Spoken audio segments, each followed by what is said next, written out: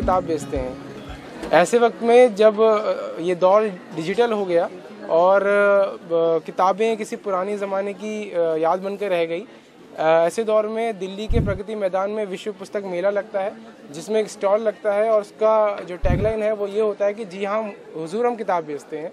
ये पंक्ति अपने आप में बहुत कुछ कहती है। ये तंज भी है, समाज पर तंज है। ये तंज आजकल जो लोगों का किताबों के प्रति रुझान कम हुआ है उसके ऊपर है। हमारे साथ मौजूद हैं इसी स्टॉल के एक कार्यकारी सदस्य और संपादक, तो आइए उनसे बात करते हैं। सर, आपका नाम? गंगा शरण सिंह। सर, सबसे पहले ये जो टैग लाइन है जिसको पढ़ के हम लोग यहाँ आकर्षित हुए हैं, इसके बारे में आप कुछ बताइए। सर, ये दरअसल भवानी प्रसाद मिश्र जी की एक बहुत प्रसिद्ध कविता है। अच्छा। वो कविता है कि जी हाँ हुजूर मैं गीत बेचता हूँ। अच्छा। मैं तरह तरह के गीत बेचता हूँ, मैं किस्म किस्म के गीत बेचता हूँ। ये उनकी एक बहुत ही चर्चित कविता रही जिसका उन्होंने बहुत बार मंचों पर पाठ किया और इसकी वजह से जाने गए वो। तो ये कविता हमें बहुत आकर्षित करती थी जी। तो हमें लगा कि अगर कुछ एक टैगलाइन बनानी हो तो हम इसको थोड़ा सा संशोधित करके गीत की जगह पे हमने किताब कर लिया। जी जी। और फिर वो हो गया कि जी हाँ हुजूर हम किताब बेचते हैं। तो सर, ये आप एक तो ये आपको आया कि आप उससे प्रभावित थे कविता से। जी जी। लेकिन आपको ये नहीं लगता कि ये जितनी प्रासंगिक तब थी उससे कहीं ज़्यादा प्रासंगिक आज है? हाँ, बिल्कुल। क्योंकि आज किताबें महज एक कोने में सिमट के रह गई हैं। जी, बहुत प्रासंगिक है जी। धीरे धीरे बहुत कुछ बदला है, डिजिटाइजेशन की तरफ हम लोग गए हैं।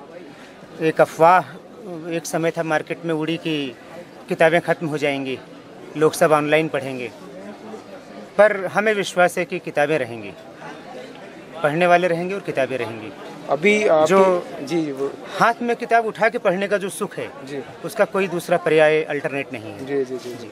एक पंक्ति मुझे याद आती है किसी शायर की। वो कहते हैं कि वो वक्त हुआ पुराना जब जीते थे हम किताबों में, और आज का वक्त है जब जीते हम ख्यालों में। ठीक है, तो मैं देख रहा हूँ कि यहाँ पे आज तमाम तरह की किताबें हैं, उर्दू की भी हैं, हिंदी राइटर्स की भी किताबें हैं। तो आज आप जो नए राइटर्स, जो नए लेखक आप आ रहे हैं, उनको आप किस तरह नज़रिए से देखते हैं कि क्या उनमें कुछ कमी है, या फिर वो अगर सुधार करना चाहें तो अपने लेखन में किस तरह से वो सुधार कर सकते हैं? सर, ऐसा है ना कि कोई भी नया लेखक जब शुरू करता है तो वो पहले दिन से मैच्योर नहीं होता है। ये जो सीखना है ये लाइफ टाइम प्रोसेस है।